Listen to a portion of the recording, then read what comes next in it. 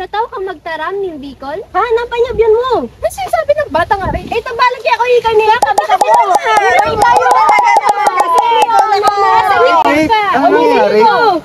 Teka. Para magkaintindihan tayo, tanong nato kasi ng mga akda ng iba't ibang rehiyon sa Luzon.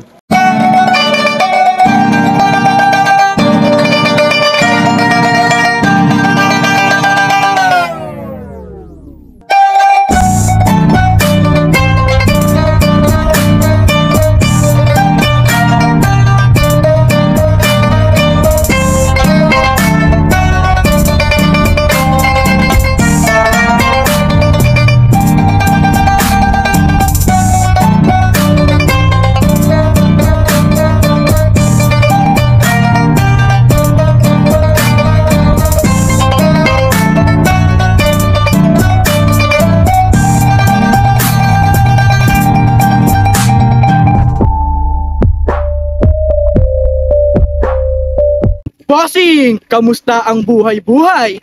Nandito ako sa inyong harapan upang ipakilala ang Ilocos Region or ang Region 1. Alam nyo ba na ang Region 1 ay kilala bilang Colorful Filipino Literature?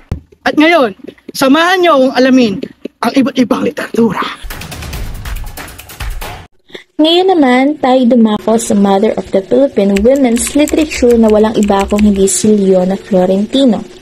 Si Leona ay pinanganak sa Vigan, Ilocos Sur noong Abril 19, 1849 at isa siyang Spanish at Ilocano poet. Also, alam niyo ba, nung simula nung 10 years old siya, nakakapagsulat na siya ng mga tulaing Ilocano at magaling siya magsalita ng Spanish. Kahit namatay siya sa murang edad, kilala pa rin ang mga works niya hindi lang sa bansa natin but even sa buong Europe. Siya rin ang first recognized Filipino lady poet. Isa sa mga famous works niya ang Blasted Hopes, na ipinapakita ng tula ang tema na walang pag-asang pag-ibig. Ang tulang ito ay tungkol sa malungkot na realidad ng pagmamahal, kasi ang pag-ibig ay puno ng sakit at wala ka talaga magagawa patungkol dito. Naimbag na daw kada kayo. Narito kami sa inyong screen upang mapanood nyo ang mga iba't ibang literatura ng Luzon. Amin namang ibabahagi ang literatura ng Rehiyon 2 o ang Cagayan Valley.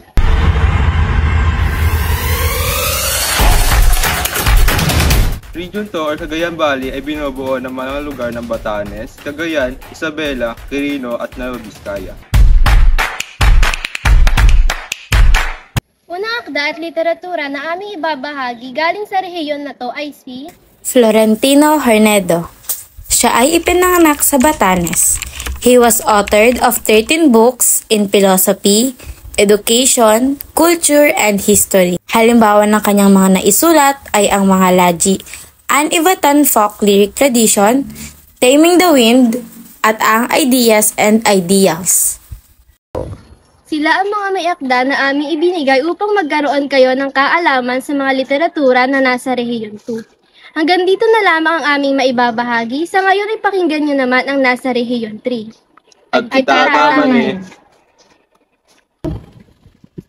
Maya paabok, maami gabuklang. Magandang araw at malugot na pagdating sa Rehiyon 3, ang gitnang relihiyon ng Pilipinas.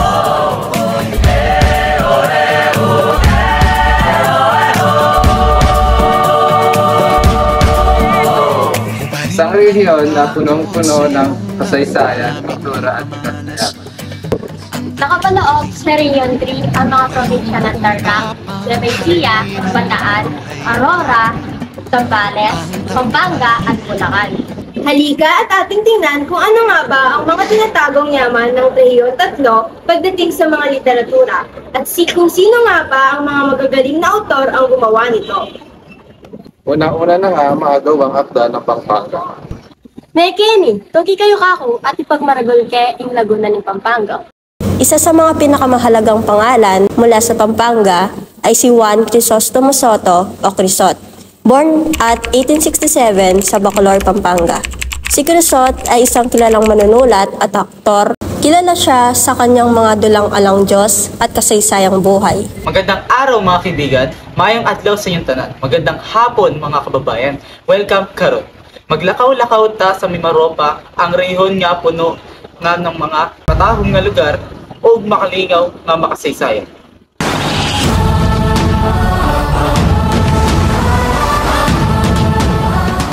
Hindi lang magagandang tanawin ang may pagmamalaki ng rento, kundi pati na rin ang mga laki ng akdang pampanitikan, ikat sa mga sugilanan sa Mindoro, Alamat sa Marinduque, at epiko sa Palawan.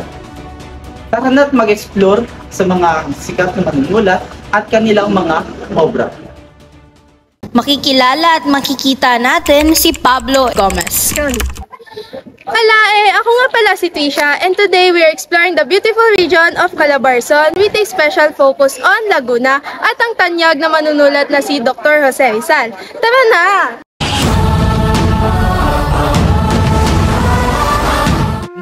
Ilipat natin ang ating atensyon sa isa sa mga pinakamalagang tao sa kasaysayan ng Pilipinas, si Dr. Jose Rizal. Ipinanganak noong 19 ng Hunyo, 1861. Si Rizal ay hindi lamang isang makabayan kundi isang polimat din. Ang kanyang mga pinasikat na akda ay kinabibilangan ng No Limitangere at El Filibusterismo.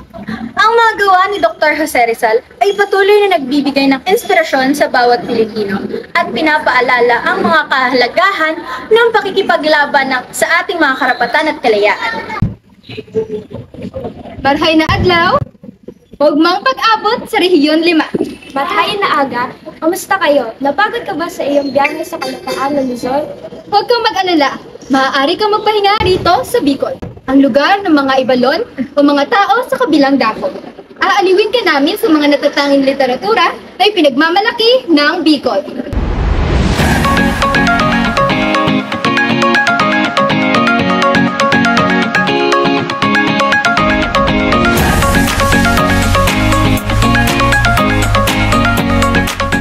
Sa Rehiyong 5 ng Bicol, nakapaloob ang mga lalawigan ng Albay, Camarines Norte, Camarines Sur, Catanduanes, Masbate at Sorsogon.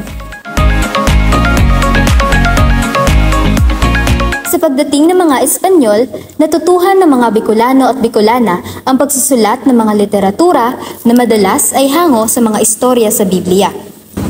Si Mariano Perfecto ay ang ikalimang gobernador ng ambos Camarines. Siya ay tinaguri ang Father of Bicol Literature and Father of Visayan Literature. Siya rin ang naglimbag ng unang diaryo sa Bicol na An Parabareta or The Newsman. Oh, kamusta ang pananatili mo rito sa Bicol? Sana ay naaliw ka sa mga literaturang aming ibinahagi mula sa aming rehiyon. Kaugmahan kung mambitbidan ka mo, Region 1. Ang Rehiyon 2. Rehiyon 3. Region of Calabarzon, maaari kang magpahinga rito sa Bicol. Sana may natutunan kayo patungkol sa mga literatura ng mga rehiyong tinalakay namin.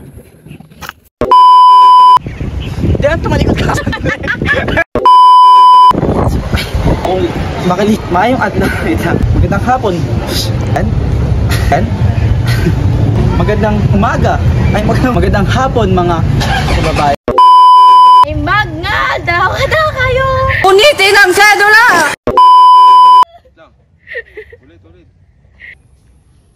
Yun! Seryoso ha? Lakad. 2, 3, lakad. Lakad! Ay, lumakad. Lakad. Lakad.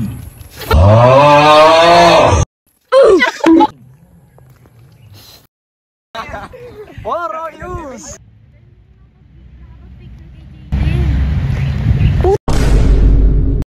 Another one.